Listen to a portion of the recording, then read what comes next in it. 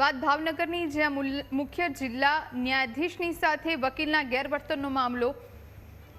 Advocate Aniruddhsinh Jhala વિરુદ્ધ નિંદા પ્રસ્તાવ પસાર.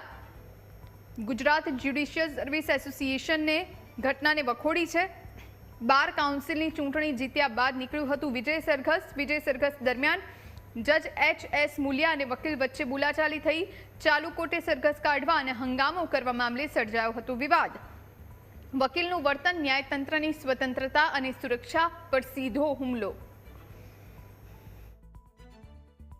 અમારી બાર કાઉન્સિલની ચૂંટણી 6/3/2026 રોજ યોજાયેલી. એમાં મેં ત્રીજી વાર ઉમેદવારી કરેલી અને હું જીતી ગયો. એટલે ભાવનગરના તમામ વકીલોની લાગણીને માંગણીને માન આપી અને ગઈકાલે મારું વિજય સરઘસ રૂપન ચોકથી ભાવનગર કોર્ટના દરવાજા સુધીનું રાખ્યું હતું. ત્યારે અમે ઢોલ નગારા સાથે વાગતા ગયા કોર્ટના દરવાજા પાસે પહોંચ્યા. ડિસ્ટ્રિક્ટ સાહેબે આવીને કીધું કે તમારે ઢોલ નગારા બંધ કરો. તે માટે મેં કીધું સાહેબ અમારે 5 મિનિટનો ઉત્સવ છે, પછી બંધ કરી દઈશું. એવી રીતે સામાન્ય અમારી બે વચ્ચે વાતચીત થઈ હતી. વિશેષ કાંઈ બીજો કોઈ બનાવ બન્યો નથી.